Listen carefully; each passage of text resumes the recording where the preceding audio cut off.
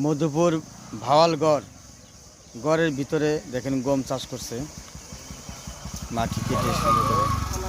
আবার এইদিকে আবার ধান চাষ করছে। দেখেন এটা বনের অনেক গভীরে ধান চাষ করছে।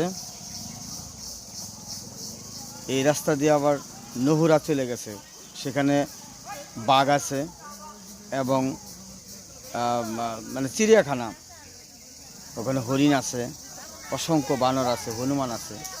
এই রাস্তা দিয়ে যাইতে হয় 4 কিলোমিটার। আমরা বনের অনেক গভীরে চলে আসছি।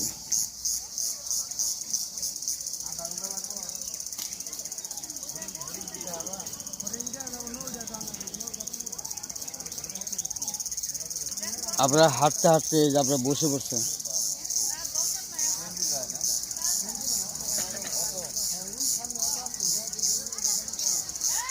মধুপুরের ভাওয়ালগড়।